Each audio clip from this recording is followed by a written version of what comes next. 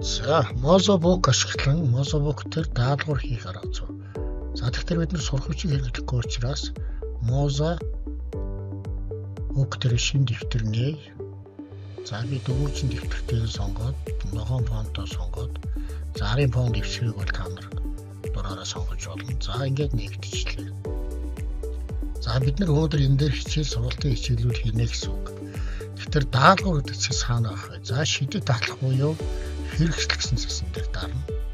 За, энэ дотор тухайн судалгахууны онцлог хүрсэн маш олон хэрэгслүүд бий.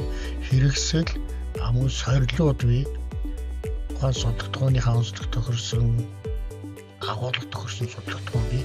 За, мөн тоглоомууд бий. Тэр багш нарын хамгийн их хийдэг цаг авдаг зүйл маань дасгал даалгавар хийх байдаг. Ингээд дасгал даалгавар дээр хэдүүлээ дасгал хий. Тэгвэл бид нар дасгал гэсэн зэс рүү орох ёстой. Интерактив дасгал засварлагч буюу дасгал тоглоомч. За. Ингээд орохоор бид нарт даалгаврын төрлүүд гарч ирнэ.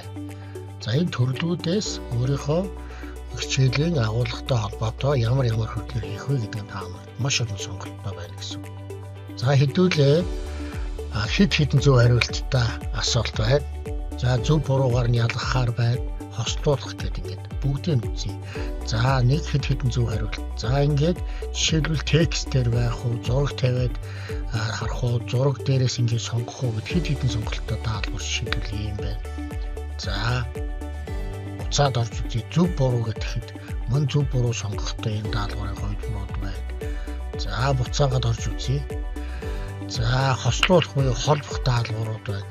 Ингээд дарах болгонд орж ирнэ. Буцах дээрээ энэ даалгаврынхаа зөвлөсөн дээр дараад төвч гэдэг очоод байна гэсэн.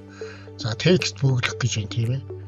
Тэгэхээр эднэр дээр одоо жишээл дээр нь зураг тавиад энэ дээрээ текстээ бүглээд явж болно. Хажуудаа зураг тавиад текстээ бүглээд явж болно гэд маш олон даалгаврын төрлүүд байгаа.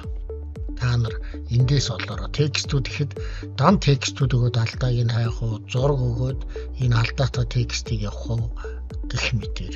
Эндээс та бүхэн ингээд сонгоод даалгаврынхаа төрлүүдийг сонгож авч болно гэсэн үг шүү. За, тэгэхээр одоо маш хамгийн амархнаар нь хэдүүлээ. За, хослох даалгаврыг явж үзье. Энэ даалгавар бас байгаа. За, одоо эндээсээ бид хэдийг холбох вэ? Яаж холбох вэ? Дан зураг хооронд нь холбох юм уу? Үг хооронд нь холбох юм уу гэдэг.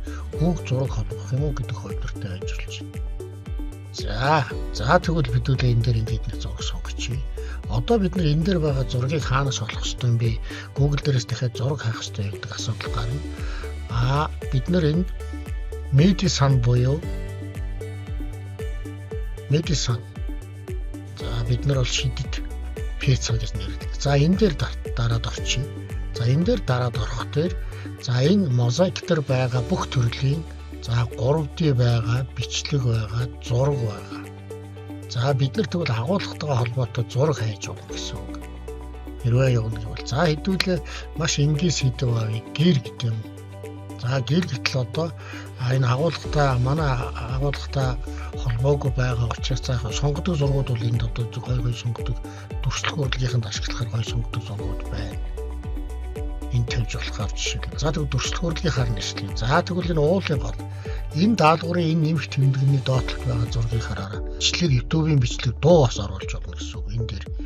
За, хэдүүлээ энэ дээр нэг зураг оруулъя. За, уулын байгалийн зураг. За, би дахиад эндээс энд нэг зураг оруулчихъя. За, дахиад за энд нэг ийм зураг оруулчихъя. Одоо надад нэг байгалийн зураг хэрэгтэй байна. За, байгалийн зураг хэрэгтэй гэвэл хэдүүлээ хайчиж бас болно.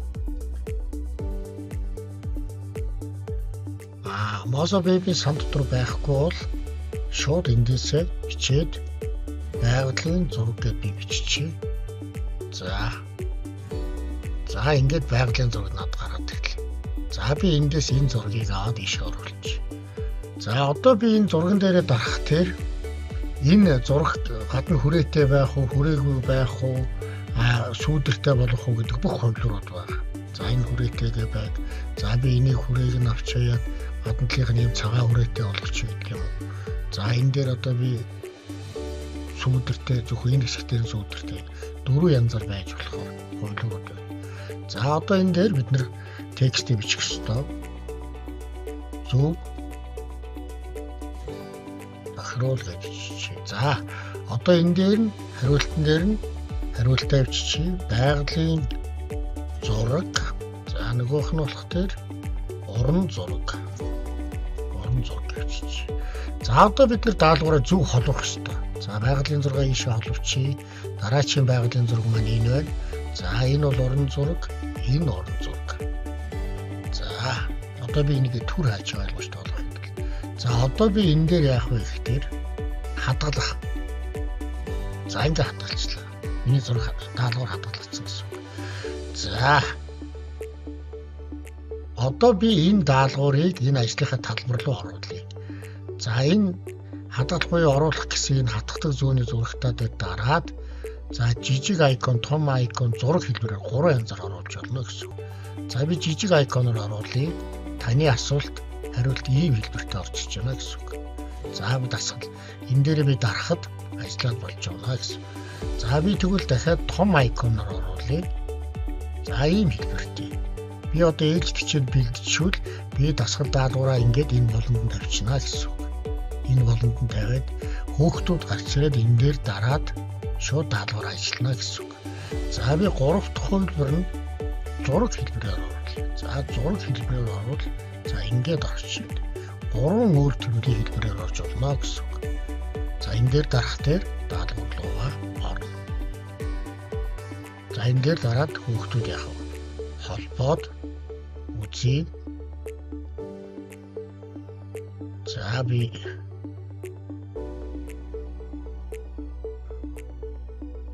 за энийг энэ толгоч. За ингээд хүүхдүүд холболоо. Ингээд дарахад бүгд буруу.